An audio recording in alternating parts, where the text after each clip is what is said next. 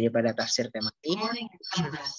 Ada yang jadi semantik itu menjadi bagian daripada tafsir tematik yang sebagai pisau analisis seperti senada dengan penjelasan atau jawaban yang ada di grup itu ya. Jadi tidak berupa tidak juga teori tersendiri, tapi merupakan sebuah langkah dalam penelitian tafsir tematik atau tafsir maudhu'i.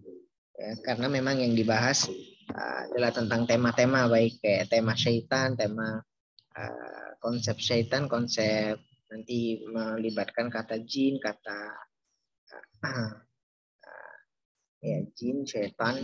Kemudian juga ada yang berpendapat semantik sebagai bagian dari tafsir lugawi ya, tafsir lugawi, tafsir yang bercorakkan kebahasaan ini bisa dipadukan, mungkin nomor 1 dan nomor 2 tafsir semantik sebagai bagian daripada tematik yang analisisnya adalah menggunakan analisis bahasa. Ada yang pendapat ketiga, semantik sebagai model metode independen yang dapat digunakan sebagai pisau analisis ya.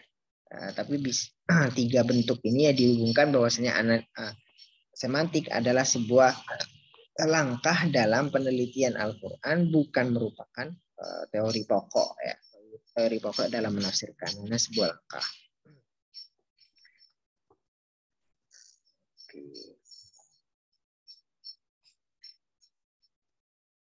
Jadi metode atau sebagai fondasi dasar penafsiran.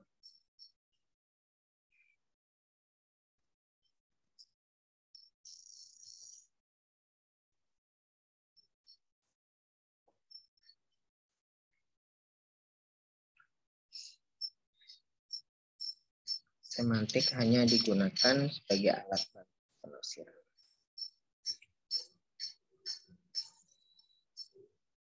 Siti Khadijah. Hadirah Pak. Ika Nur Aini. Hadirah Bapak. Taifi Nur Azizah. Hadirah Pak. Ramirah Salsabila.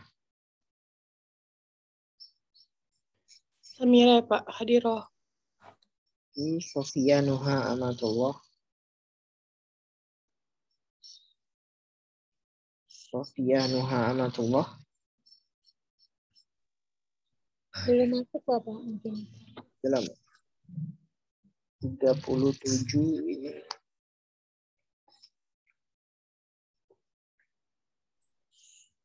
Sofi Sofwatun Nada. Sofi Sofwatun Nada. Silfah Qurratun Nida. Sakit Bapak Silva. Semoga tersebut. Sinta Nuriyah. Hadirah. Sirkhifah. Hadirah. Siti Fadilah. Hadirah. Ijuwairiyah. Hadirah Bapak. Siti Subaidah. Siti Subaidah. Hadirah Bapak. Ya. Hadirah. Sri Ajeng Risnawati. Hadirah. Siti Nur Izza Radiyah. Hadirah Pak.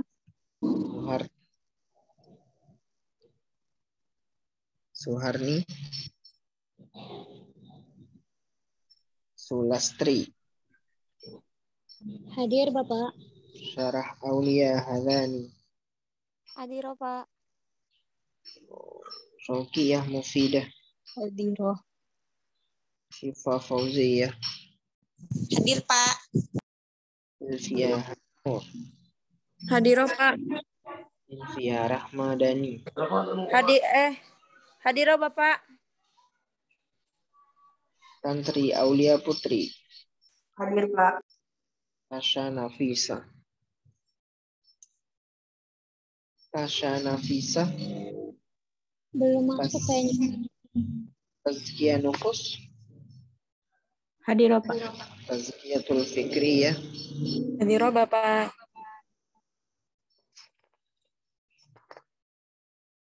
Tias, Hasna, Hanifah, Hadiroh Bapak. Ulfiyah, Habdanah, Hadiroh Bapak. Ummi Kulsum,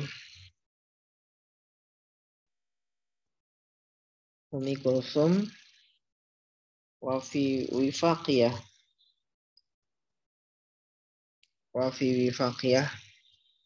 Wahdatul Mumtazah, Hadiroh Pak. Widiyatun Nisa, Hadir. Wilda Afsari, Hadir Pak. Wildatul Ainiyah,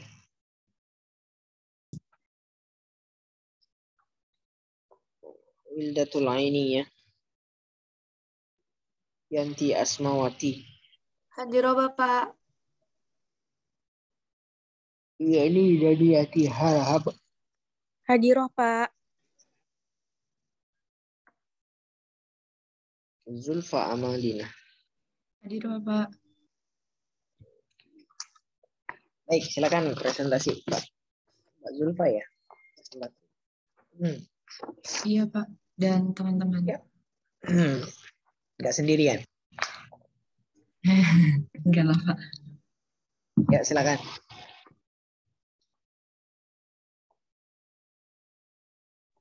Baik, bismillahirrahmanirrahim.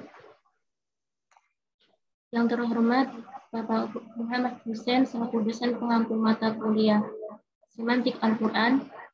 Semoga Bapak dan keluarga selalu dalam lindungan Allah, selalu dalam keadaan sehat. Dan juga teman-teman sekalian, semoga dalam lindungan Allah dimanapun berada. Di sini kami dari kelompok 3 akan mempresentasikan mengenai al-alaqah baina as-saut wa al-madul.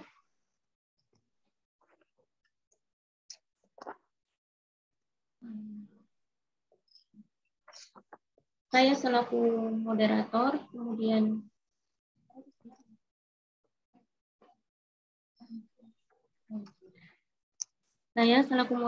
kemudian bersama teman-teman saya yaitu ada Saifi Nur Azizah, kemudian Sulastri, kemudian Zulfa Al-Madinah.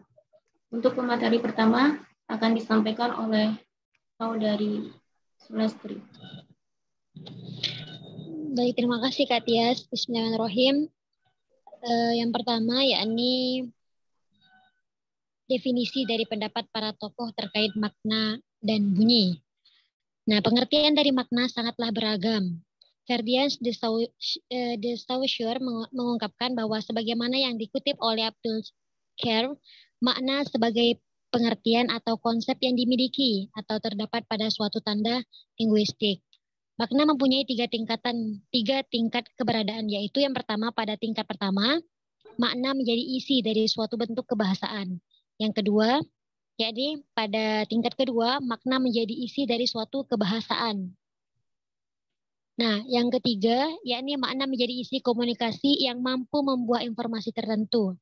Sedangkan bunyi, menurut Ibnu Sina, sebagaimana dikutip oleh Manaf Mahdi Muhammad, bahwa bunyi adalah bergelombangnya udara dan tertahannya udara karena kekuatan dan pukulan dari penyebab apapun. Nah, adapun dalam KBBI, Kamus Besar Bahasa Indonesia, bunyi diartikan sebagai sesuatu yang kedengaran atau dapat didengar. Bunyi dihasilkan oleh benda atau binatang dan lainnya, sedangkan suara itu dihasilkan oleh manusia sendiri. Untuk materi selanjutnya, saya kembalikan ke moderator. Baik, untuk selanjutnya pemateri kedua yaitu Saifi. Dipersilahkan. Baik, makasih Kak Tias. Poin selanjutnya yaitu jenis-jenis makna beserta contohnya. Yang pertama ada makna leksikal atau makna asasi atau mu'jami atau juga disebut makna denotatif. Makna yang melekat pada sebuah kata secara lepas di luar konteks kalimat. Misalnya kata Anissa diartikan sebagai wanita, sedangkan kata Al-Mar'ah diartikan sebagai perempuan. Kata wanita dan perempuan menurut KBBI memiliki denotasi yang sama, yaitu manusia yang dapat hamil dan melahirkan, dan bukan laki-laki. Yang kemudian ada makna gramatikal atau makna idofi. Makna yang muncul sebagai hasil suatu proses gramatikal atau makna tambahan yang mengandung nuansa atau kesan khusus sebagai akibat dari pengalaman para pemakai bahasa. Misalnya dalam kutipan pada buku terjemah hadis sahih Muslim pada kalimat minar rijali wan nisa, dari kaum pria dan wanita, dan pada kalimat inna Quraisyan ahammahum sya'nal mar'ati saraqat fi ahdin Nabi sallallahu alaihi wasallam, yang artinya bahwa orang Mekah gempar tentang perempuan yang mencuri waktu Rasulullah menaklukkan kota Mekah. Pada kedua contoh di atas, kata an-nisa diartikan sebagai wanita, sedangkan kata al-mar'ah diartikan sebagai perempuan. Kata wanita dan perempuan memiliki nilai rasa yang berbeda-beda. Kedua kata ini memiliki konotasi yang berbeda. Kata wanita memiliki nilai rasa yang lebih tinggi atau positif, dan kata wanita biasanya mengandung makna seperti berpendidikan tinggi, modern dalam segala hal, kurang keibuan, dan malas ke dapur. Sedangkan kata perempuan mempunyai nilai rasa yang lebih rendah atau negatif dari kata wanita. Ini terbukti dari tidak digunakannya kata perempuan itu dalam nama sebagai organisasi atau lembaga. Berbagai organisasi atau lembaga. Dan biasanya kata perempuan mengandung makna seperti berpendidikan kurang modern, keibuan, dan suka ke dapur. Kemudian yang terakhir ada makna konteks atau makna hayi. Makna yang diperoleh dari lingkungan kebahasaan yang melingkupi sebuah kata. Mestinya tanpa i ya. Makna hayyun yang hidup. Kontekstual itu kan bisa jadi berubah-ubah tergantung konteks yang berubah. Itu bukan hayy. Maksudnya hayy apa coba? Hayy. Paling benar, yang benar mungkin hayy ya, Mbak ya. Hayy. Hayy yang hidup. Yang hidup itu maksudnya berubah-ubah, dinamis. Lanjut, Mbak. Makna yang diperoleh dari lingkungan kebahasaan yang melingkupi sebuah kata, ungkapan, atau kalimat. Makna kontekstual ini juga berlandaskan pada kondisi sosial, situasi atau tempat, serta keadaan dan kesempatan di mana kata atau kalimat itu diucapkan dengan segala unsurnya, baik dari pembaca ataupun pendengar. Poin selanjutnya saya kembalikan ke moderator. Jadi untuk selanjutnya, korespondensi susunan bunyi dan makna dalam bahasa Al-Quran. Sebagai materi kebahasaan, para linguis Arab klasik mulai dari Ibnu Khalil Al-Farahidi, Sibawayh, Ibnu Jinni, hingga Az-Zamakhsyari memastikan bahwa bunyi bahasa Arab berkorespondensi dengan makna. Jika tidak secara langsung, suara bahasa itu mempersiapkan situasi yang mengarahkan pendengarannya ke arah makna yang diinginkan. Jika dirunut ke asal-usul lahirnya kata-kata akan menemukan teori yang disebut nadhariyat al-muhakat. Satu teori yang menegaskan bahwa hubungan kata dengan maknanya adalah hubungan natural atau alaqah tabi'iyah. Kata-kata lahir dari meminjam bunyi alam yang menggambarkan maknanya.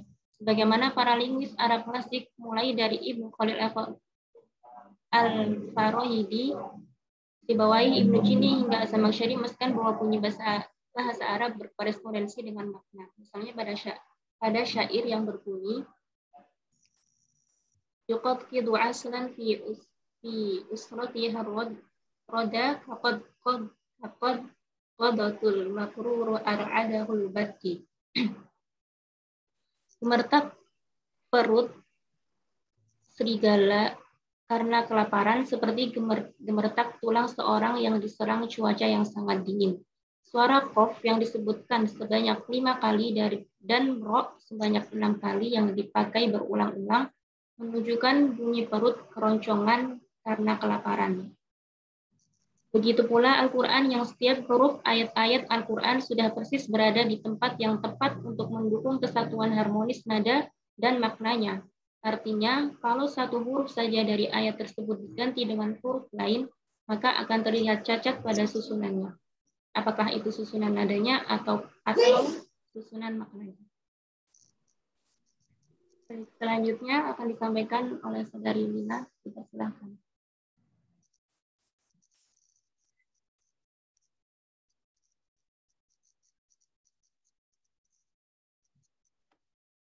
Ya, sudah ya. Iya, Lin, lanjut. Tetap aku nge-freeze. Nah, jadi ada contoh korespondensi susunan bunyi dan makna dalam Al-Quran. Jadi sudah dijelaskan sama Kakak Tias kalau misalnya bunyi itu sebenarnya ada hubungan dengan makna gitu.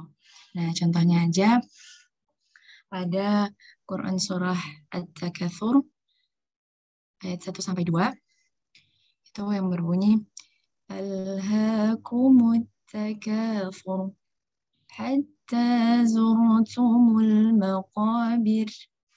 Nah, itu kan artinya bermegah-megahan telah melalaikan kamu sampai kamu masuk ke dalam kubur. Nah, jadi itu tuh ada hubungannya sama hurufnya itu, bunyinya itu ada hubungannya dengan maknanya. Bentar. Nah, kalau diperhatikan ayat yang pertama itu dimulai dengan suara ledakan hamzah. Maksudnya kan hamzah itu kan makhrajul hurufnya di tenggorokan paling bawah kan. Nah, jadi tuh sifatnya tuh kuat. Salah satu sifat dari huruf hamzah itu kan ada syiddah. Nah, terus itu tuh kalau diibaratkan tuh kayak suara letupan yang hendak memperingatkan manusia untuk mawas diri bahwa akan ada sesuatu yang sangat penting untuk diperhatikan. Nah, setelah itu muncul 3 vokal berbunyi ha, kaf, kof yang makhraj sifat dan maktanya itu mereka persis bunyi tawa terbahak-bahak orang yang sedang terlena dalam duniawi. Orang yang tidak memiliki ketenangan hati sebagaimana ditunjukkan oleh berulangnya huruf ta yang mengisyaratkan hidup yang goncang tanpa ketenangan itu. Nah, dari situ tuh kayak kita tuh memahami gimana tadi korelasi atau korespondensi si bunyi itu tadi ada hubungannya dengan maknanya itu. Nah, karena yang huruf-hurufnya itu kebanyakan ada H, terus mulai dari ayat pertama itu ada H. Nah, itu tuh kayak udah menggambarkan gitu loh. Kalau ada makna tersendiri dari huruf itu. Ya kayak gitu lah, aku juga nggak paham. Dan terus, nah, di situ tuh diibaratkan nanti ditutup oleh sempitnya kuburan. Nanti kalau teman-teman bisa baca di makalahnya ya, karena itu lebih lengkap di situ. Terus habis itu alunan nada 2 ayat ini tuh menunjukkan perjalanan manusia yang terlena dari kehidupan dunia. Kayak mereka tertawa terbahak-bahak, tetapi bercampur keresahan dan kegoncangan jiwa. Keindahan yang seolah tak akan sirna itu hilang sekejap ketika ia harus berziarah ke kubur yang sempit. Kemudian ia dibangkitkan dari kesempitan itu untuk memasuki alam akhirat yang baginya jauh lebih sempit, tetapi ceritanya berulang-ulang untuk selamanya. Itu. Jadi intinya bunyi dari surat At-Takatsur itu ya memang menggambarkan maknanya gitu. Jadi disitulah hubungan bunyi dan makna. Terus ada satu contoh lagi di makalah, itu tuh surah At-Takwir, ayat 17-18. Itu kan ada wal-laili idza as'as was-subhi idza tanaffas. Nah, itu tuh penjelasannya malam tidak pernah berlalu tiba-tiba. Ia beringsut perlahan, kegelapan malam berenjak dari pekat. Makin tipis dan akhirnya sirna diganti fajar. Nah, penyebutan huruf sin yang berulang-ulang di 2 ayat ini itu tuh bertutur tentang tabiat malam dan subuh.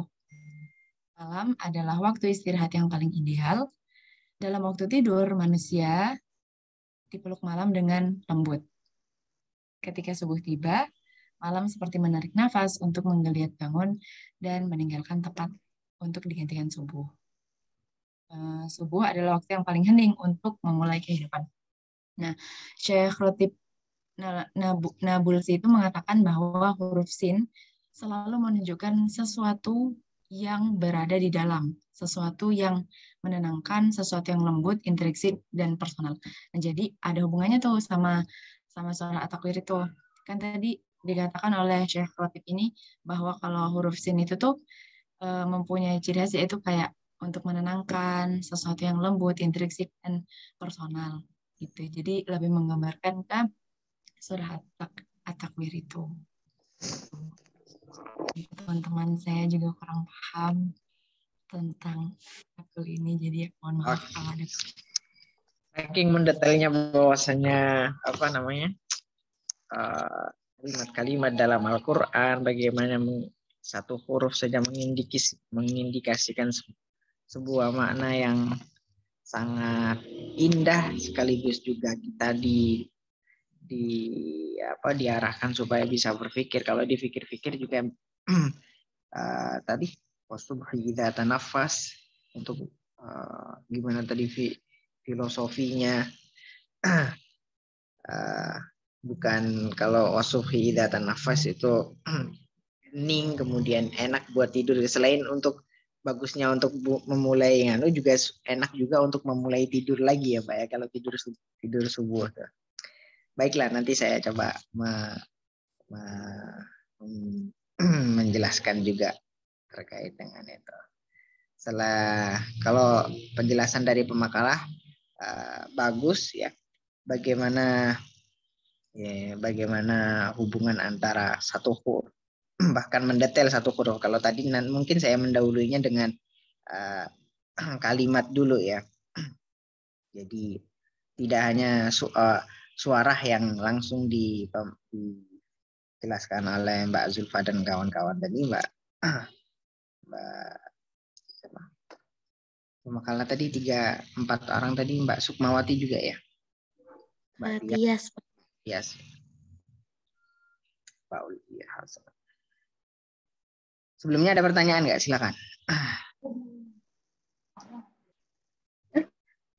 Sebelumnya juga mestinya penjelasan tentang istiqaq, perubahan bentuk dari bentuk satu ke bentuk yang lain, baik ketika ditambahi maupun dikurangi, itu pasti ada perubahan. Terkait syarah yang diberikan oleh sebuah huruf seperti yang dalam syair atau dalam hal itu makin lebih mendetail lagi ya. Dan memang ada hubungan ya. Kalau dalam istilah atau pendapat orang filsuf Yunani atau pendapat juga ulama ahli bahasa Arab atau ulama Arab, itu dikatakan bahwa ada hubungan antara lafaz atau antara bunyi lafaz dengan makna ya. Mendetail, jadi contohnya sudah mendetail terkait dengan syair maupun Al-Qur'an yang wasubhi idza tanaffas wal laili idza as'as wasubhi idza tanaffas, atau contoh alhaqumut takatsur hatta zurtumul maqabir, bagaimana filosofi dari pengucapan ra yang di akhir dalam maqabir. Kita bisa kita berpikir tentang kubur, kita bisa menjadi beranjak ingat dengan kubur yang sesempit itu, yang sebelumnya didahului alhaqumut takatsur akan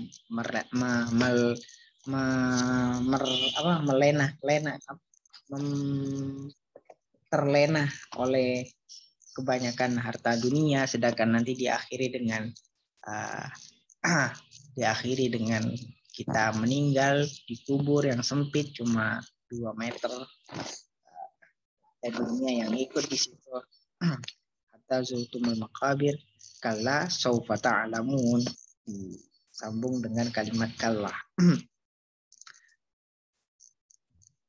sebelumnya antara hubungan lafadz dan makna ini dalam jelas di menurut falasifah Yunani, Nazratu Falasifatil Yunan, menurut ahli falsafat Yunani, antara hubungan asilah bainal lafzi wad dalalah atau asilah bainas saut, setelah lafadz nanti saut ya, atau dibalik juga saut kemudian al-madlul atau ad-dalalah. Hubungannya sendiri bada min sihril alfat fi adhani ba'dihim wa sayatutuha ala tafkirihim. Ini mestinya kayaknya ada kalimat yang ada huruf yang berkurang di sini karena susah bacanya. Kalau sin ini sin yang sin mudharaah, sin yang masuk pada huruf mudharaah, jadi kalimatnya mungkin ada huruf ziyadah yang tidak nampil di sini. Ala tafkirihim anna rabta bainaha wa baina madlulatiha rabtan wathiqan, di antara lafadz-lafadz dan makna itu pasti memiliki anna rabta bainaha wa baina madlulatiha rabtan wathiqan, memiliki sebuah hubungan yang wathiqan, yang kuat dan jelas nampak. Ditambahi dengan contoh Mbak Zulfa tadi ya, contoh 2 ayat dan contoh syair tadi ada. Wa ja'alaha sababan tabi'iyan lil fahmi wal idrak, dan menjadikan lafadz itu sebagai sebab yang tabi'i, yang jelas nampak, tabiat tabiat yang jelas melekat ya. Tabi'in itu sesuatu yang melekat pada sebuah lafadz ya. Wa ja'alaha sababan tabi'iyan lil fahmi wal idrak, yang menjadi sebab yang selalu melekat lil fahmi wal idrak, untuk mencapai kefahaman dan juga mencapai sebuah penemuan itu maksudnya ya kefahaman atau maksud yang dituju yang supaya juga dapat dipahami. Fala tu'adda ad-dalalatu illa bihi. Kalau fala tu'da ad-dalalatu illa bihi, maka tidak dapat difahami, makna itu tidak dapat difahami kecuali dengan menggunakan lafadz atau kecuali dengan menggunakan sababan tabi'iyan yang berupa alfadz. Jadi lafadz atau saut, karena definisi dari lafadz itu ya saut ya. Saut yang mengandung, kalau dalam istilah bahasa Arab atau istilah kalam sebelumnya kan, lafadz itu didefinisikan sebagai sautun yastamilu ala hurufil hijaiyah. Jadi lafadz itu menjadi media yang menjadi sebab dapat difahaminya segala sesuatu yang dimaksud oleh mutakalim.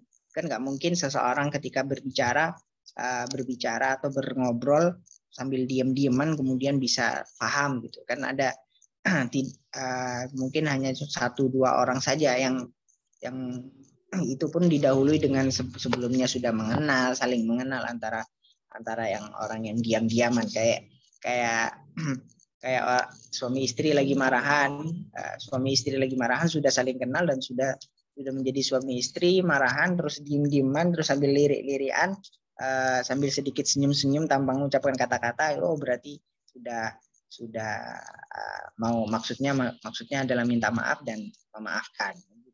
Kalau tidak sama sekali, belum kenal sama sekali, tanpa mengucapkan kata-kata, jelas akan tidak paham. Orang bertamu kok diem-dieman, nggak saling, sebelumnya belum pernah saling mengenal, belum pernah ketemu, datang tamunya cuma diam aja, nggak tahu maksudnya itu apa. Ya jelas tuan rumah juga bingung mau ngapain ini orangnya. Jadi lafadz atau kalimat yang diucapkan itu menjadi sebab yang pasti untuk dapat memahamkan. Fala tukhtaru as-surah fi dhihni illa hina nutqi bi lafdhin muayyanin. Maka penggambaran sesuatu atau penjelasan sesuatu dalam hati yang hendak dikeluarkan itu tidak akan sampai kecuali ketika illa hina nutqi bi lafdhin muayyanin, kecuali dengan menggunakan ketika diutarakan dengan lafadz yang tertentu atau lafadz-lafadz yang menggunakan bahasanya masing-masing yang dalam upayanya untuk memahamkan mukhatab atau orang yang diajak bicara. Wa min ajli hadza atlaqa haula'il mufakkirun 'ala silah bainal lafzi wa madlulihi. Min ajli hadza atlaqa haula'il mufakkirun 'ala silah. Oleh sebab itu para mufakir atau para orang pemikir atau para linguistik bersepakat bahwasanya atau memutlakkan bahwasanya adanya hubungan antara lafaz dan madlulnya berupa asilah atau bi'iyah awisilah adzatiyah, berupa hubungan yang dzatiyah dan tabi'iyah, yang kalau di contohkan itu alamiah, hubungan yang alamiah, hubungan yang jelas ketika lafaz diucapkan pasti mengandung makna. Sedangkan makna pun ketika berusaha untuk disampaikan seseorang atau maksud yang diusahakan untuk disampaikan ke seseorang itu jelas tidak akan sampai kecuali dengan menggunakan lafaz. Itu saking begininya atau saking dekatnya antara lafaz dan makna. Itu jadi kita simpulkan bahwasanya adanya hubungan antara lafaz dan makna. Lebih jauh, mungkin kalau ada pertanyaan silakan.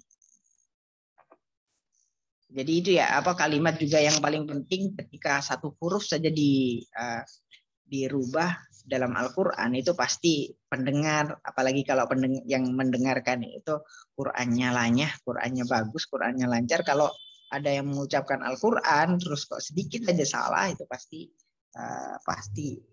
gitu. Refleks untuk membenarkannya. Ketika kalau dalam keadaan setengah-setengah tidur, kalau mendengarkan bacaan seseorang, kalau roknya kurang mestinya tafkhim dibaca tahqiq, itu pasti nggak nyaman yang mendengarkan.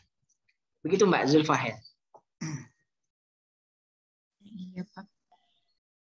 Silakan kalau ada pertanyaan dulu.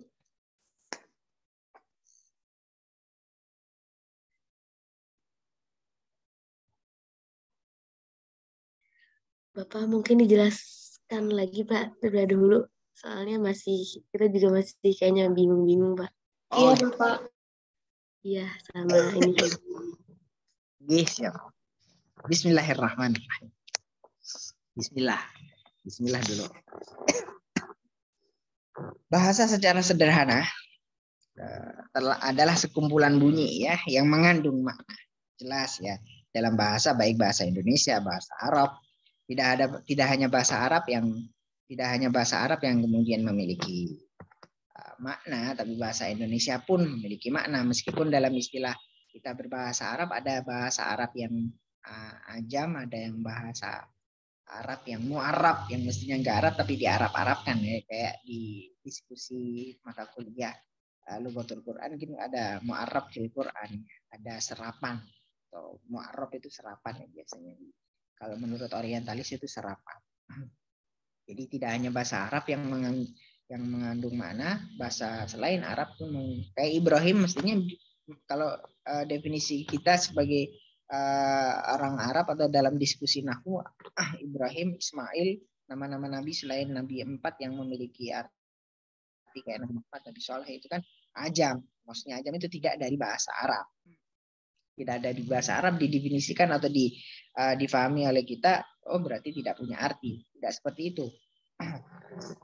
Bahasa selain Arab itu juga memiliki arti, kayak kata indah. Indah itu kan kalau menurut kita disebut sebagai bahasa yang ajam atau bahasa selain Arab yang tidak tapi memiliki arti. Maksudnya adalah indah, bisa jadi cantik, bisa jadi manis, bisa jadi tampan, bisa jadi yang pokoknya yang bagus-bagus lah.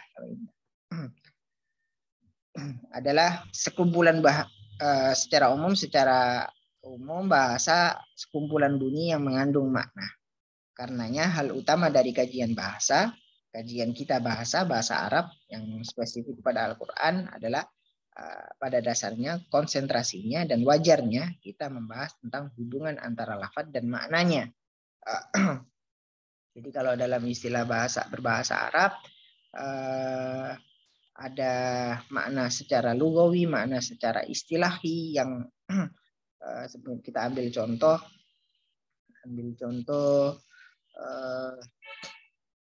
lafaz manusia. Kenapa kok disebut insan? Karena makhlul khata' wan nisyan, diambil dari kata an-nisyan gitu. Jadi ada hubungannya antara penggunaan istilah dengan makna yang nempel pada lafaz al-insan biasanya, atau makna yang nempel pada manusia. Makanya kemudian manusia dinamaki atau dibahasa Arabkan sebagai al-insan. Karena makhlul khata' wan nisyan, diambil dari kata nisyannya. Sama juga kayak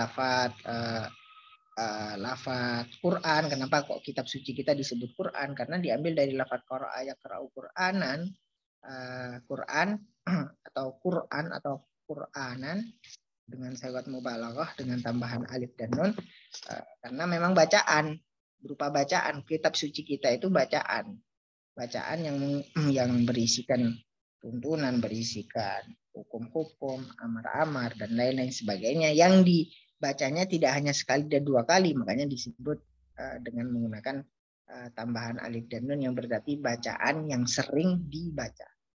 Makanya disebut Al-Quran. Jadi ada hubungan antara itu makna atau kandungan atau maksud daripada sesuatu, kemudian disebutkan atau disebut dengan menggunakan istilah tertentu, seperti istilah al-insan dan istilah Al-Quran tadi. Sebelum itu dalam kaidah disebut tadi ada istilah mungkin dalam pemakalah ada istiqaq, ada perubahan bentuk dari bentuk satu dan ke bentuk yang lain, itu masing-masing memiliki arti. Dalam kaidah disebutkan ziyadatul mabna tadullu ala ziyadatil ma'na. Penambahan mabna itu kalimat yang ada binanya, baik bina sahih atau bina mu'tal, baik mu'tal fa disebut mabni mahmus, mu'tal ain disebut ajwaf, mu'tal lam disebut nakis, baik nakis mafruk atau nakis ada bina lafif.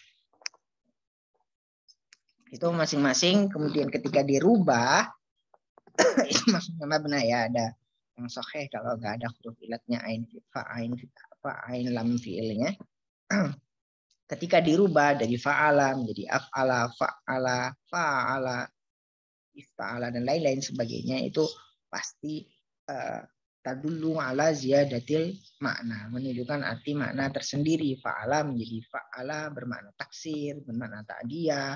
Wazan af'ala mestinya dia agak maf'ul bih, diikutkan wazan af'ala jadi ta'diyah, memuliakan, jadi butuh maf'ul bih.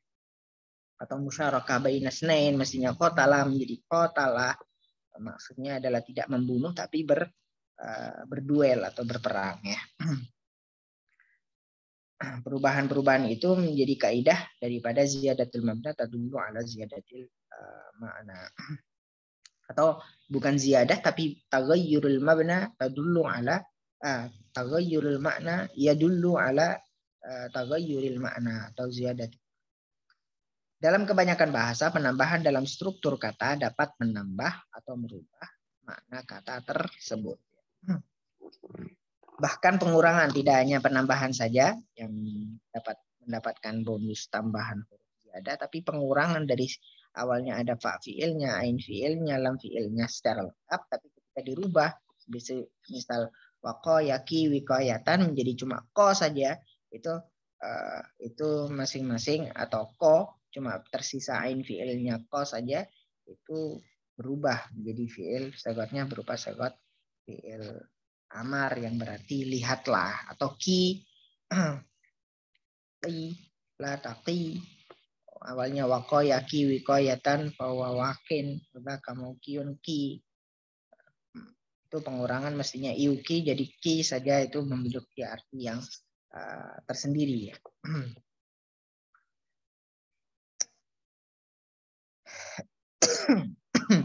Para ahli nahwu membedakan antara lafadz dan kata. lafadz adalah proses pengucapan bunyi bahasa. Jadi pelafatan, sedangkan kata, jadi kalau didefinisikan ya proses, lafadz itu proses, makanya disebut as-saut. As-saut yashtamilu ala hurufil hijaiyah. Yang masing-masing huruf hijaiyah memiliki sifat, memiliki maksud, memiliki selain memiliki sifat diisyarahkan dengan bentuk bunyi, ada hams, ada isti'la, ada nanti ada hukum-hukum lanjutan seperti ada tafkhim, tarkik dan lain-lain sebagainya. Itu mengindikasikan itu tadi detail kecilnya mungkin dicontohkan oleh Mbak Zulfa tadi ya, atau pengurangan kok dengan ro, atau penggunaan redaksi al-hakumut takatsur hatta zurtumul maqabir, itu juga menjadi gambaran bagaimana lafadz adalah proses pengucapan bunyi bahasa. Kemudian ketika sudah menjadi kata, sedangkan kata kalimat adalah lafadz yang mengandung makna ya. Huruf-huruf hanyalah menggambarkan bunyi yang ditimbulkan oleh pelafatan manusia. Tapi lain daripada itu tidak hanya cuma menggambarkan, tapi juga menggambarkan makna yang dimaksudkan oleh Shahibul Kalam. Kalau dalam hal ini kita membahas Al-Quran ya. Ini tadi asilah al-alaqah, istilah-istilah alaqah atau istilah-istilah hubungan tadi antara as-saut atau al-lafadz, wal madlul atau wal makna. Kalau tadi dalam istilahnya Ibrahim Anis itu asilah bainal lafzi wad dalalah. Lafadznya bukan saut lagi. Tapi ya maksud daripada lafadz ya saut ya. Atau suara.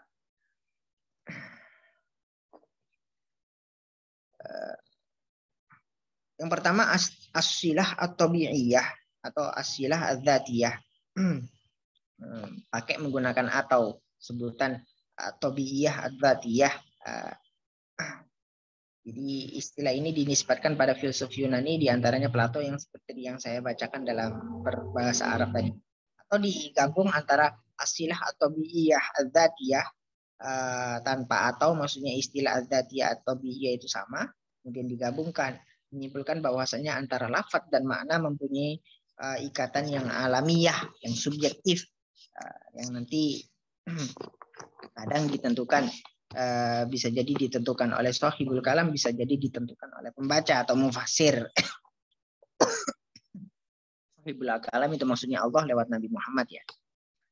Senada dengan istilah di atas, seorang linguis Arab beraliran Mu'tazilah bernama Ubad As-Saimari berpendapat bahwa hubungan antara lafadz dan makna merupakan sesuatu yang natural dan bukan merupakan sesuatu yang ditetapkan. Sesuatu yang ditetapkan mungkin belakangan karena penafsiran terhadap Al-Quran tidak lengkap dari Allah melalui Nabi Muhammad, karena tafsir bir-riwayah itu tidak full 30 juz, makanya ada tafsir bir-ra'i yang salah satunya nanti menggunakan aplikasi teori semantik atau teori-teori lain ya, genetik atau yang klasik-klasik sebelumnya. Dengan dengan teori atau dengan manhaj atau dengan metode-metode tertentu, metode tafsir tahlili, ijmali, muqaran maupun maudhu'i. Macam-macam alaqah. Kesimpulan As-Suyuti sebagaimana dikutip Muhammad Qadur membagi pendapat para linguis kepada 4 bagian antara hubungan lafadz dengan makna zatnya, atau di antara keduanya memiliki hubungan yang alamiah ya. Hubungan alamiah seperti penjelasan tadi dalam slide sebelumnya. Jadi ketika lafadz diucapkan dengan huruf-huruf tertentu pasti memiliki arti. Bagaimana lafadz al-qabru, kenapa kok menggunakan qaf, ataupun lafadz Al-Quran tadi, kenapa kok kitab suci kita disebut Al-Quran? Ternyata ada hubungannya dengan realita sifat yang melekat pada Al-Quran itu sebagai sebagai pembaca atau insan tadi ya. Kenapa kok di manusia diistilahkan sebagai ini, insan, bukan kok tidak hewan saja, meskipun juga termasuk juga hewan. Karena itu tadi mahalul khata' wan nisyan. Segala sesuatu yang menyangkut dengan makna kata ditentukan oleh Allah. Pendapat ini dipegang oleh sebagian besar umat muslim ya. Karena maksud daripada atau penafsiran. Kita langsung ini merujuk atau merucut pada pembahasan Al-Qur'an ya. Bahwa segala sesuatu menyangkut makna kata telah ditentukan oleh Allah. Makna Al-Qur'an itu ditentukan oleh Allah, kan, tetapi ya situ karena tidak lewat Allah, itu bisa jadi lewat nabi, kemudian pewaris nabi, yakni ulama warasatul anbiya. Makanya kemudian sesuai ini dengan pendapat terakhir menyatakan bahwa sebagian ditutup, sebagian besar ya, bukan sebagian kecil, tapi sebagian besar ditentukan oleh Allah dan sebagian lagi atas prakarsa manusia. Makanya ada penafsiran secara riwayah dan ada penafsiran secara ar-ra'i. Dengan metode tadi ada metode 4, kemudian memiliki corak-corak masing-masing, di antaranya corak kebahasaan yang menggunakan analisis semantik.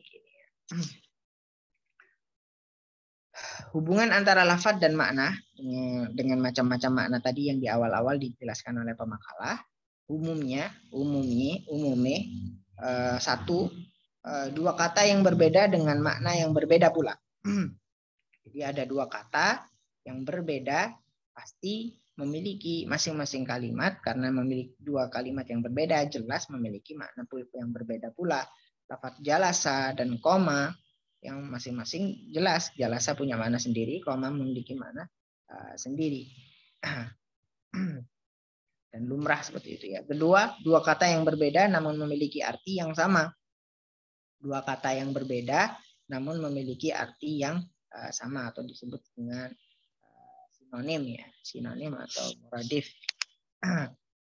Contoh lafaz jalasa, qa'ada, kemudian ada al-matar dan al-ghaith, meskipun dalam realitanya hujan yang menggunakan redaksi mator dan ghaith itu masing-masing berbeda. Misal disimpulkan al-matar itu hujan yang membawa adab atau hujan yang sebagai adab, sedangkan al-ghaith itu hujan yang sebagai hujan nikmat ya. Dalam konteks ayat mungkin inna munziluna ala ahli hadhil qaryah, atau itu sebagai gambaran daripada wa amtarna alaihim matara fasa amatarul munzarin. Sedangkan al-ghaith itu kan kalau diteliti ghaithnya itu adalah ghaith yang hujan yang membawa nikmat ya. Seperti contoh itastaghithuna, bukan itastaghithuna, tapi bukan menggunakan mator ketika diikutkan wazan istaf'ala menjadi istamtoro, bukan itastamtiruna tapi itastaghithuna. Rabbakum fastajaba lakum anni. Karena masing-masing antara mator dan ghaith itu memiliki arti, ada detail kecil yang menjadi pembeda antara mator dan ghaith. Dan jelas kalau menggunakan dalam konteksnya memberi nikmat atau memberi pertolongan pasti menggunakan al-ghaith. Sama tadi ya, karena ada hubungannya itu nanti bisa diteliti kenapa kok kenapa kok al-mator itu kalau diadab mim to ro gitu ya. Satu kata dan memiliki arti yang berbeda. Hubungan ini disebut dengan hubungan makna. Ada yang ketiga itu satu kata yang memiliki arti yang berbeda, memiliki banyak arti. Kalau dalam istilah lain mungkin disebut homonim, disebut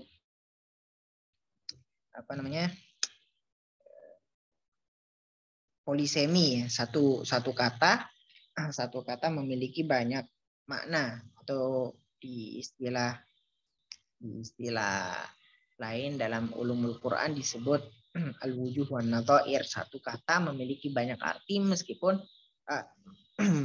satu kata memiliki banyak arti yang mana arti-arti tersebut masih ada hubungan. Bagaimana lafaz huda diartikan sebagai kitab suci, sebagai penolong, sebagai petunjuk secara umum. Petunjuk bisa jadi berupa kitab suci, berupa dinul Islam, berupa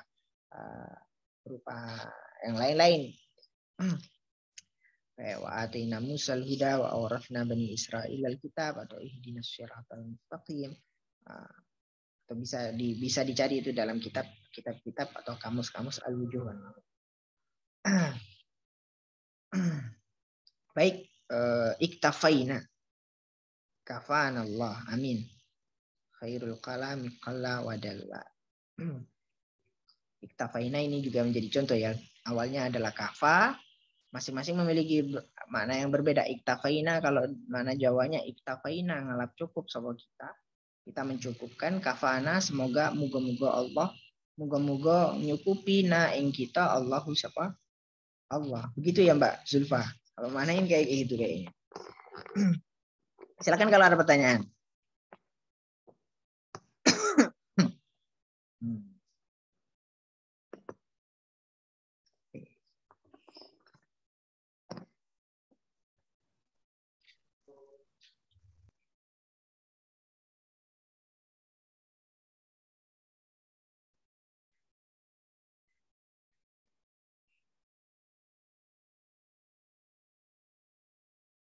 Jadi kita simpulkan kalau ada hubungan berupa hubungan at-tabi'iyah dan dzatiyah yang jelas, yang ada bahkan dari partikel terkecil dalam sebuah kalimat, yakni di setiap huruf itu masing-masing memiliki arti atau memiliki maksud ya. Kalau gambarannya itu tadi filosofinya daripada kenapa ada al-hakum takatsur hatta zurtumul maqabir, kenapa menggunakan alha supaya kita bisa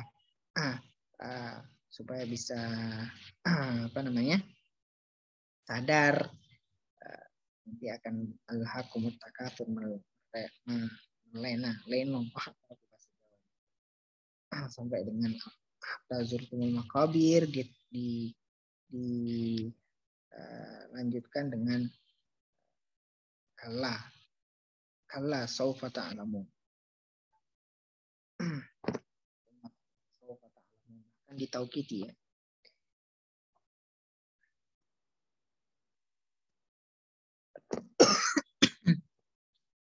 Silakan ada pertanyaan.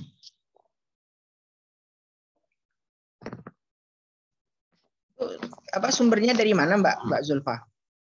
Ambil contoh macam-macam anak bagus tuh syair-syairnya. Bagaimana tadi cara bacanya? Yang mana Pak? Ya itu. Banyak sebenarnya contohnya, cuman hanya diambil beberapa aja. Gitu. Di makalah ada? Ada. Itu juga susah dapatnya. Baguslah. Mana? Tapi Pak, sebenarnya untuk jenis-jenis makna itu kan beda-beda ya Pak. Setiap tokoh itu mengemukakan makna itu. Benar. Nah, jadi sebenarnya yang benar makna itu tuh ada berapa gitu Pak? Oh, makna ada berapa? Jenis-jenis makna gitu Pak. Jenis-jenis makna. Kalau disimpelkan ya ada dua. Makna yang lafdiyah dan makna ghairu lafdiyah. Simpelnya ada dua. Terus kalau yang diambil dari jenis yang lain, makna yang sebenarnya yang ada diambil dari positif dan negatif, ada dua lagi makna denotatif dan makna konotatif. Kalau nanti berubah lagi ada tentang penganalisis yang setelah itu adalah ada makna ad-dilalah atau ad-dilalah al-isyariyah dan ad-dilalah atau ad-dalalah at-tasawwuriyah. Makna yang sesuai yang ada dalam kamus atau sesuai yang sebelumnya sudah ada, dan ada yang mana at-tasawwuriyah yang dengan didahului untuk adanya analisis tertentu. Jadi ada at-tasawwuriyah. Begitu Mbak. Jadi macam-macam makna gantung kalau kita ngambilnya kita memilih kategori yang mana terserah. Berarti itu kurang rinci aja ya Pak ya berarti? Iya, dalam perincian saja.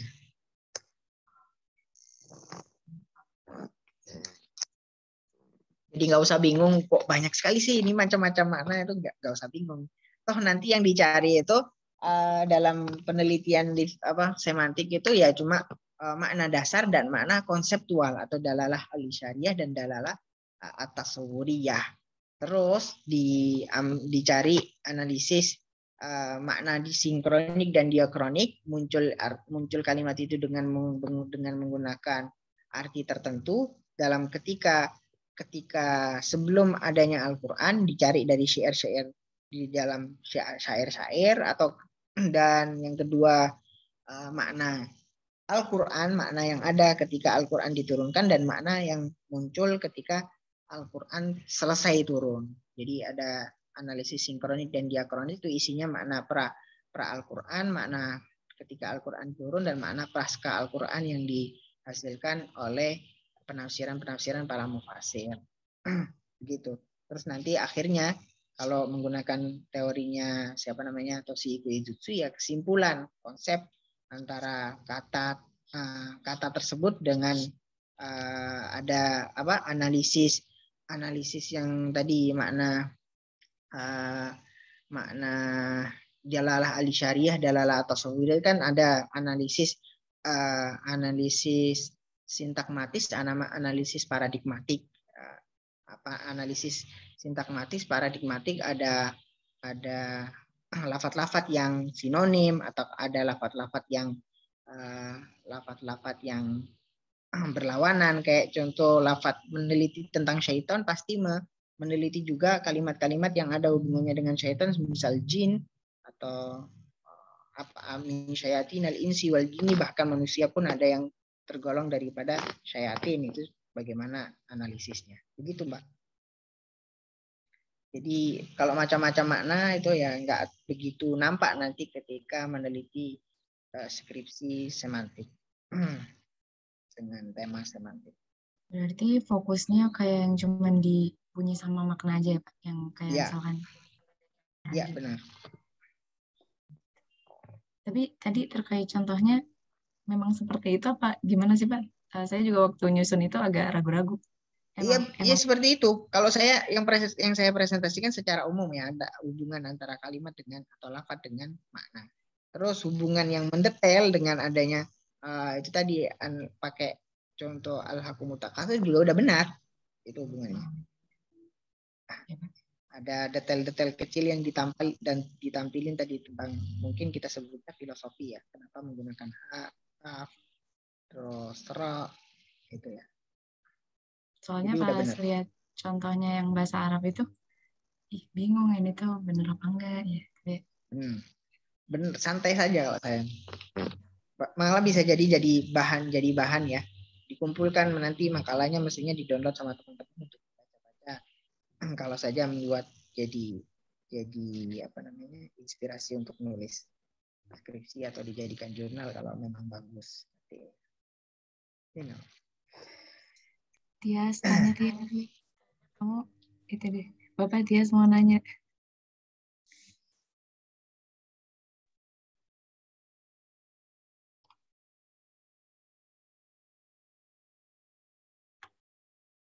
Silakan, Mbak.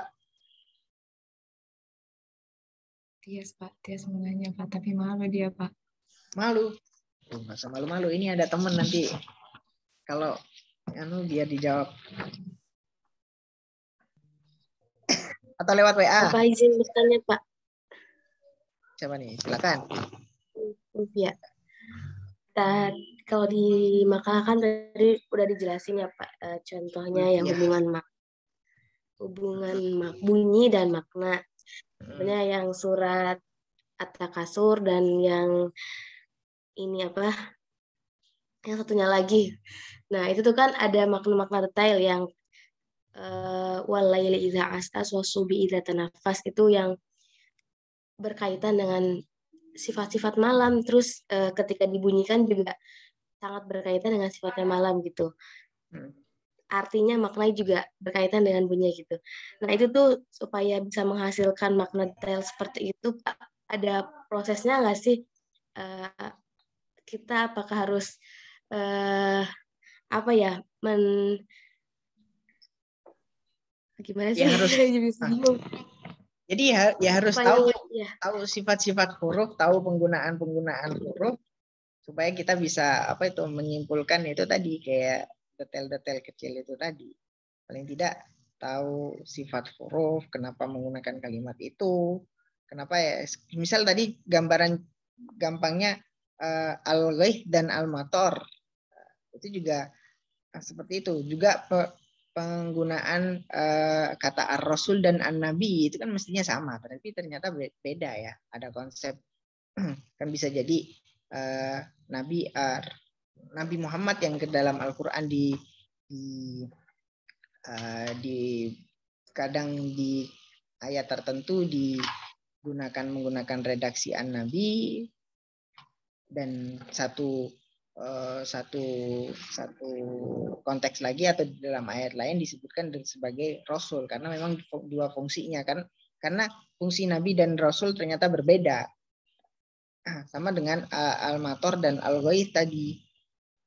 Jadi masing-masing memiliki perbedaan, yaitu perangkat-perangkatnya atau caranya bisa tahu itu ya harus tahu, paling tidak tahu bahasa, kemudian tahu sifat-sifat huruf supaya bisa menganalisis secara lengkap, terus menyimpulkan dengan pas, dan muncul tadi itu analisis al-hakumut takatsur wal laili idza as'as wa subhi idza tanaffas innahu laqaulur rasulin karim, dan lain-lain. Mbak Dias, kalau saya disuruh untuk menganalisis kenapa kamu menggunakan as'as, menggunakan ar-ra'i juga masih lagi.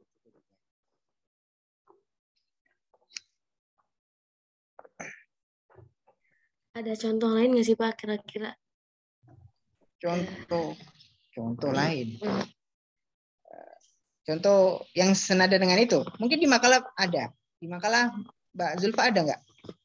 Ada Pak, cuman nggak dimasukin semua. Zulfia mau contoh yang apa? Tuh ditawarin tuh. Bentar. Tapi Pak mau nambahin yang tadi kan Olivia tuh sempat nanya. Kak Olivia sempat nanya tentang huruf sin tadi, gimana Kak Olivia? Nah, iya, itu pasti nih kayaknya bacaannya Mbak Zulfa bagus, lebih bagus daripada saya. Gak Pak. Gimana Kak Olivia tadi? Gimana? Kenapa pertanyaannya gitu ya? Di surah At-Takwir. Enggak, maksudnya kan itu kan ada kaitannya ke antara bunyi dan makna. Ya bisa dipahami sih. Contohnya itu bisa dipahami, tapi itu untuk menghasilkan sebuah penjelasan mendetail gitu antara hubungan makna dan bunyi itu seperti apa tadi itu Kak. Jadi pertanyaannya kayak gitu. Tapi kalau di makalah itu cukup bisa dipahami sebenarnya contohnya itu. Sebenarnya gini. Berarti bagus. Mau contoh lagi katanya. Contoh apa lagi? Ya, banyak di Al-Qur'an itu banyak contoh. Contoh lagi. Bentar. Ya. Bentar aku ituin dulu ya kalau via Roxin tadi. Ini kan ya kayak yang pernah kita belajar, kalau misalkan huruf sin itu ini disambungkan ke makhorijul hurufnya ya. Kenapa tadi filosofinya kalau misalkan kata Syekh itu tadi siapa? Itu katanya kalau misalkan huruf sin itu menggambarkan ketenangan gitu. Nah, kalau misalkan mau dibalikin lagi ke makhorijul hurufnya, terkait huruf sin itu kan tempat keluarnya hurufnya itu di ujung lidah berhadapan gigi seri atas dan bawah ya.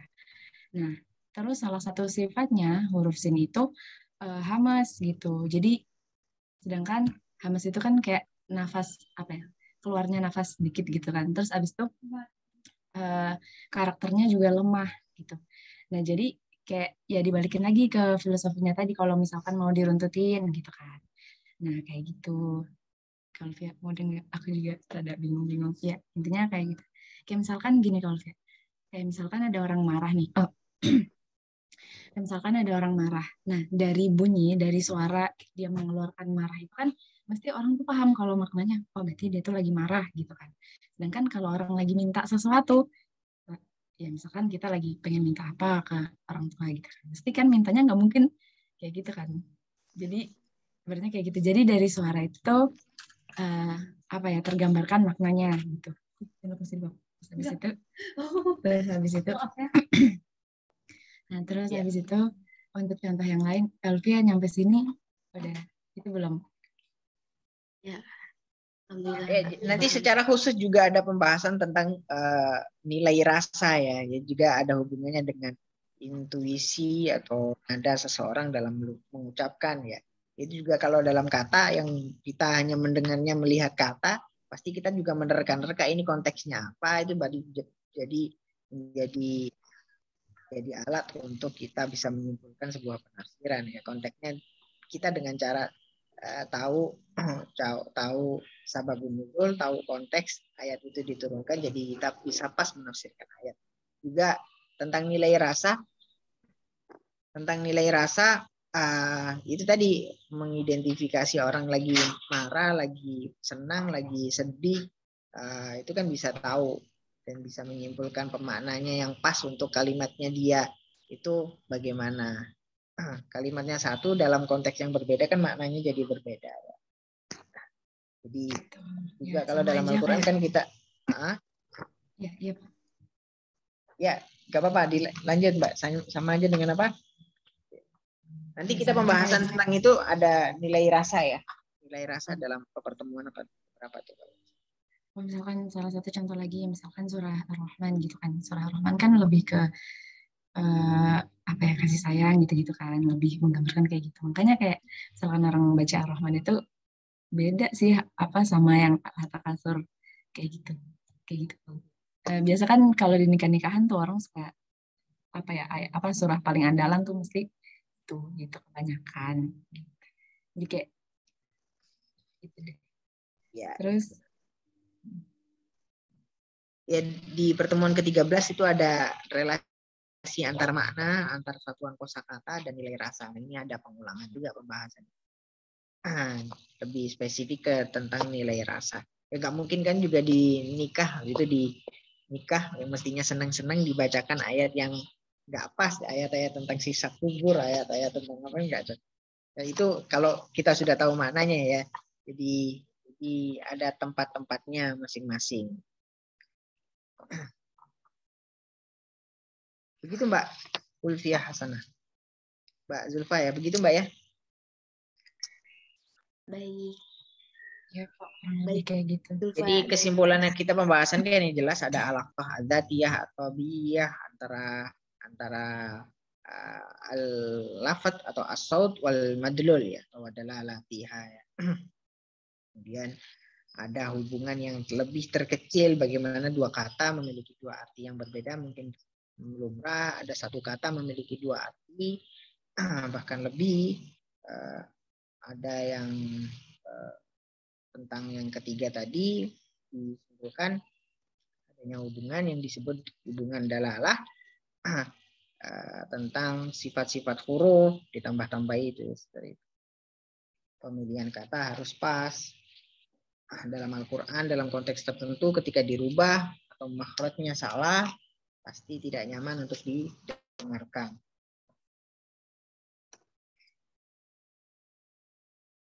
Kamis.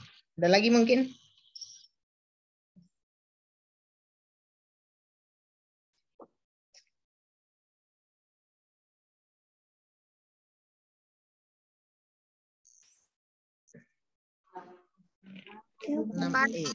Boleh Pak.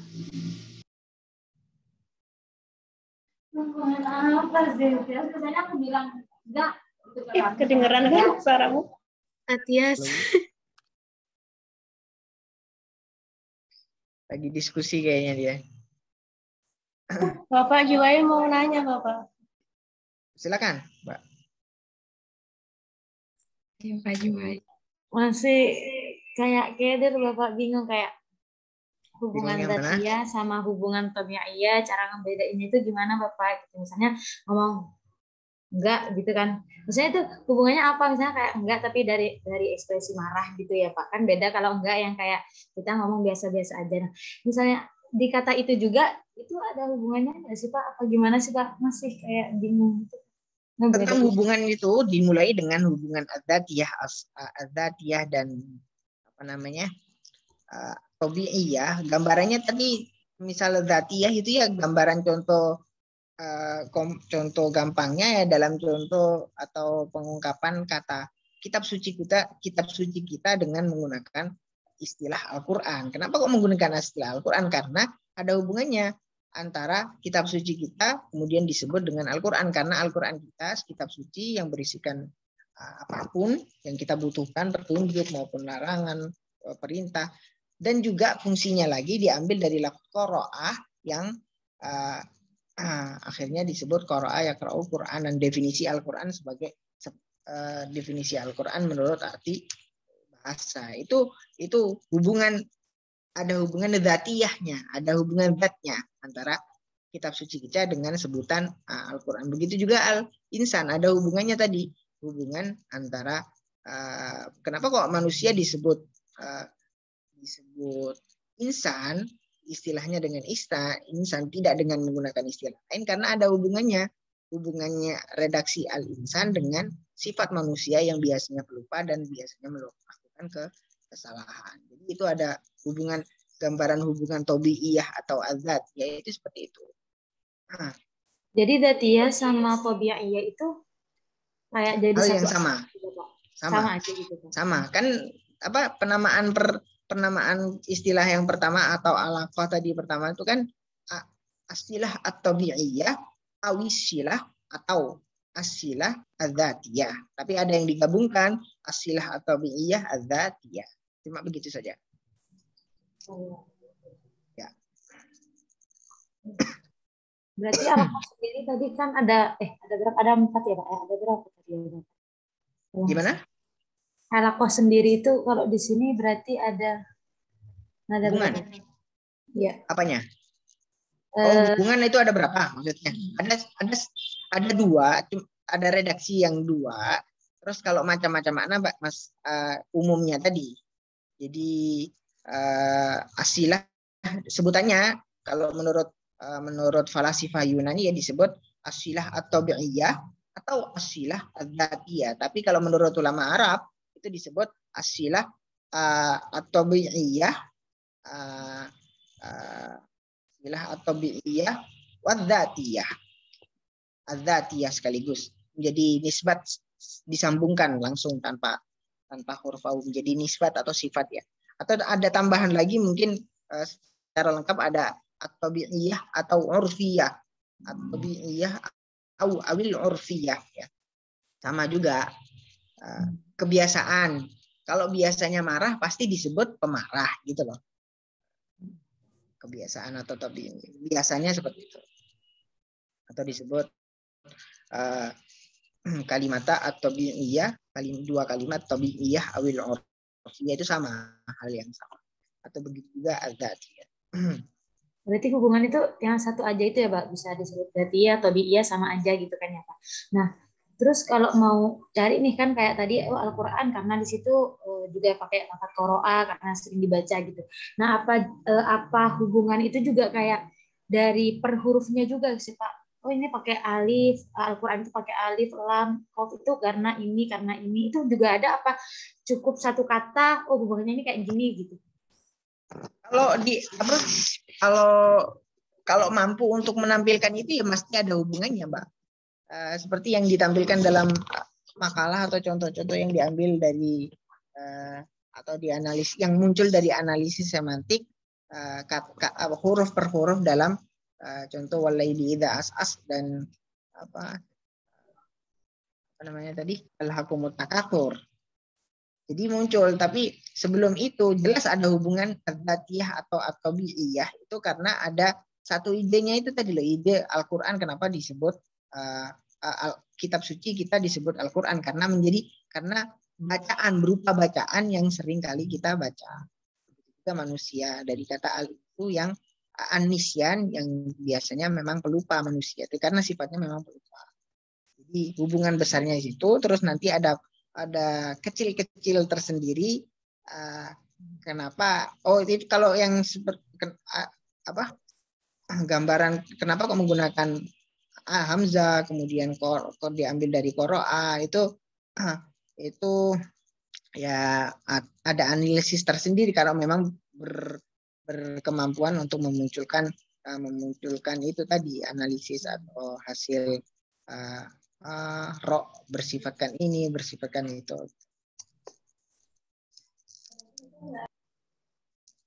Gitu, Mbak.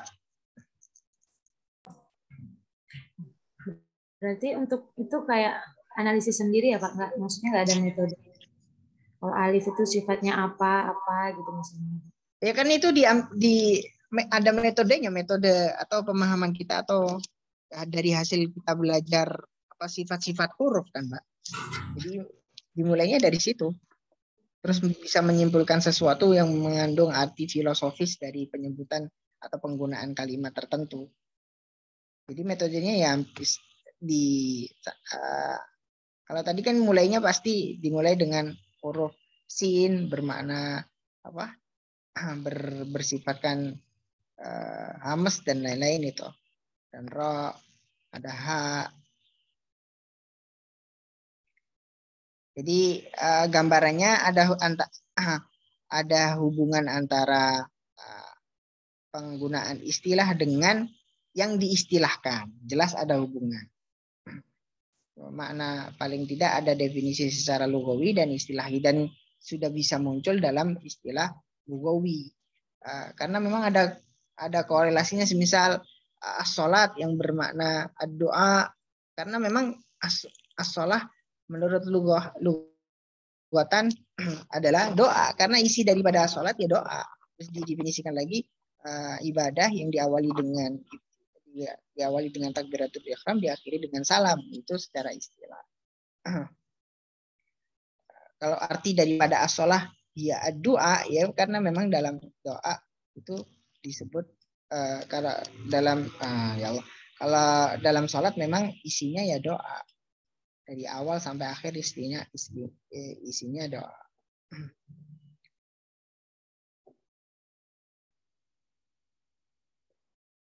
Begitu, Mbak. Kritis sekali Mbak Juwairia nih.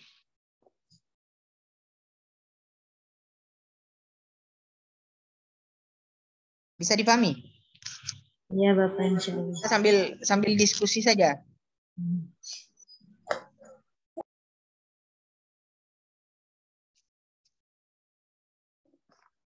Ada koreksi Mbak Zulfa dari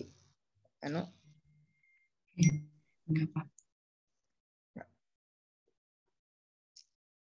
Oke. Ada lagi mungkin? Tias, tanya aja yang tadi, Tias. Oh, kenapa? benar.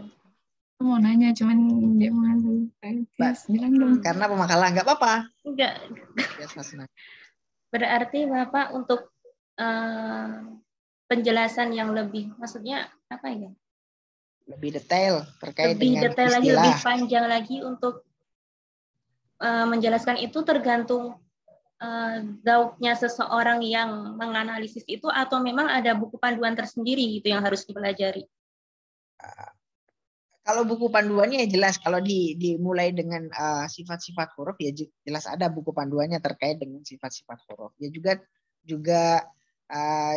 tergantung kemampuan seseorang untuk menganalisis, maka baru bisa muncul. Kalau nggak punya ada perangkatnya, ada buku panduannya, tapi nggak bisa menganalisis, bisa jadi nggak muncul analisis terkait dengan tadi, kayak yang muncul dalam analisis analisis al-hakumut takatsur atau laili idza asas tadi.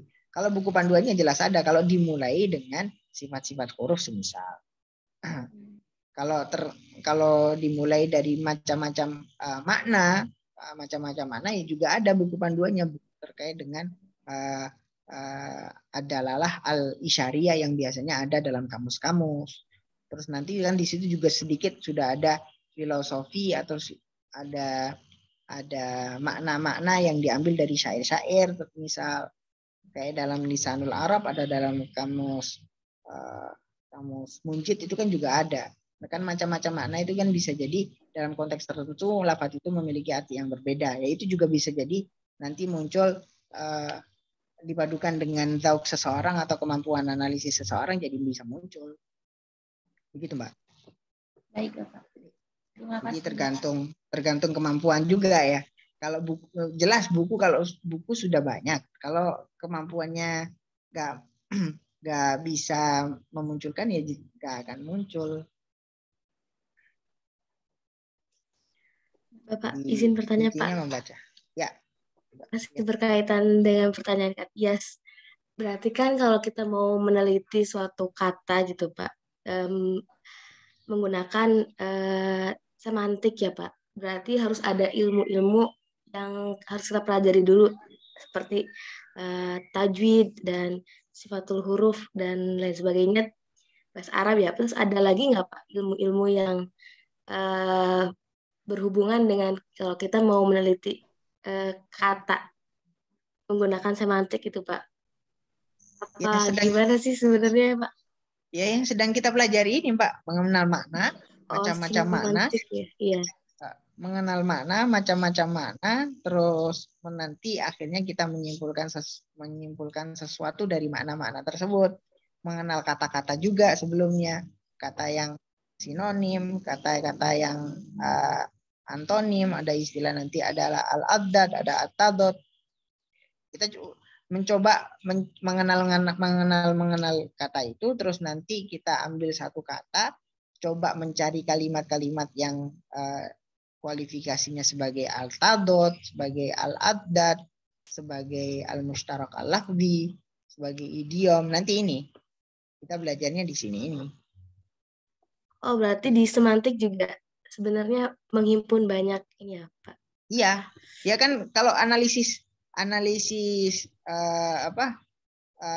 sintakmatis, analisis paradigmatik kan pasti muncul itu kalimat-kalimat yang kalimat-kalimat yang yang semakna, kalimat-kalimat yang menjadi antonim itu kan muncul.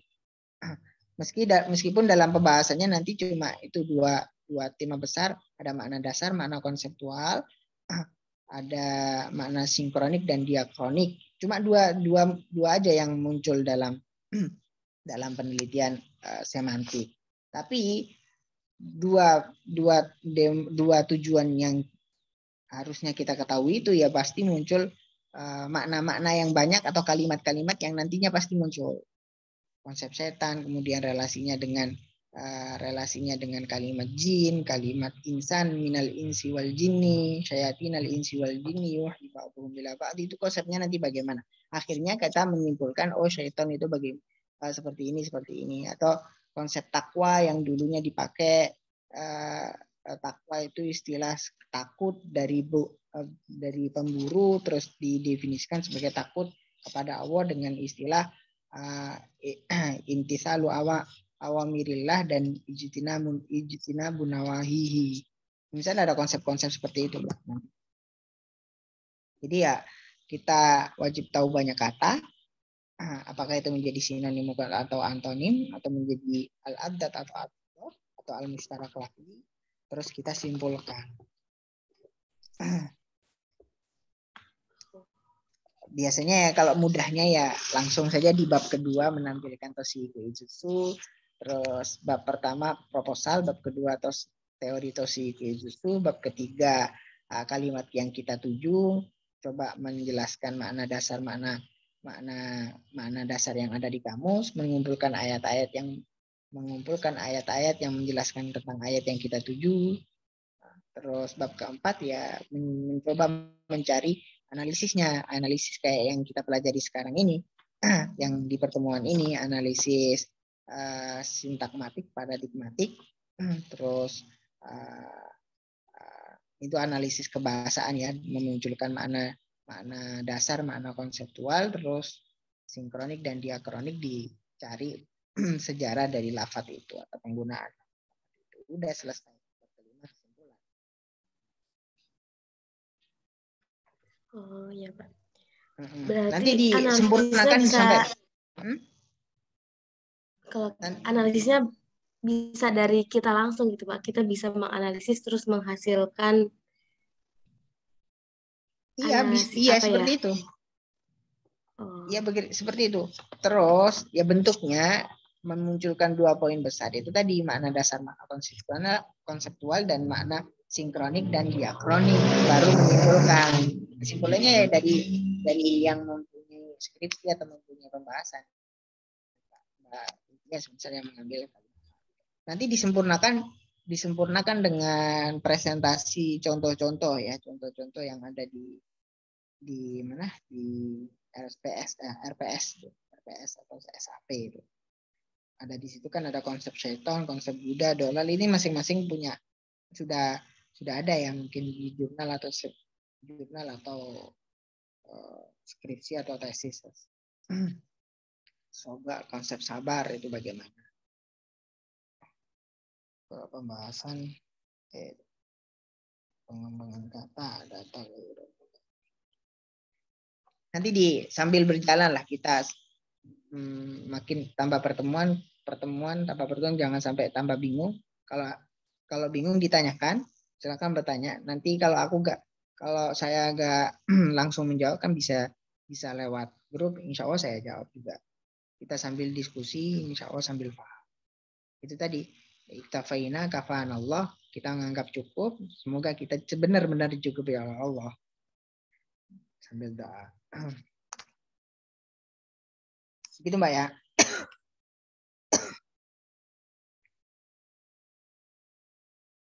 Sampun, waktunya kayaknya sudah over. Cukup ya Mbak ya, Mbak Juwairi ya, Mbak siapa? Mbak Zulfa, Mbak Tias. Ya Bapak. Kalau ada pertanyaan lagi silakan nanti di grup, kan pasti ada yang respon. Mungkin ada yang mau ngerespon malu-malu, kalau di Zoom bisa ngerespon dalam chat ya.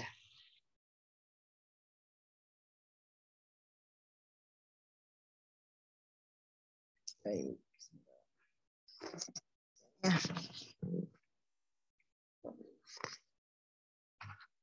Sofia Nuhadir.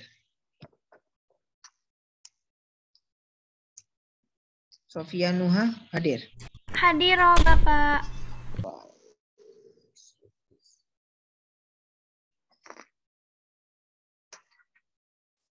Suharni.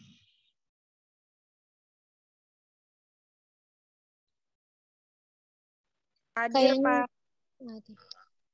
Suharni hadir ya? Hadir Pak. Tasya Nafisa. Tasya Hadir Nafisa. Pak.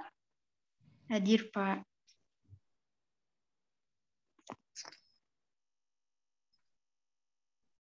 Wafi Wifaqiyah.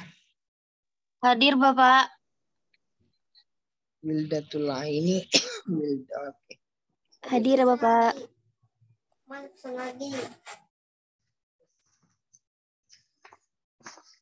Kita apresiasi pemakalannya dengan tepuk tangan ya. Terima kasih Mbak pemakalah.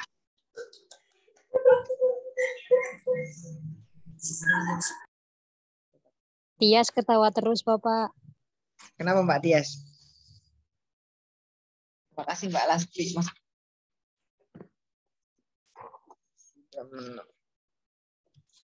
Kenapa Mbak Tias?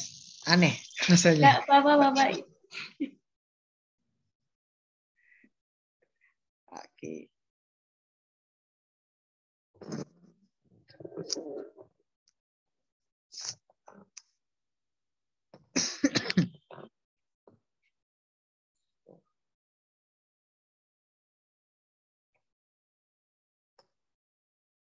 Saya screenshot.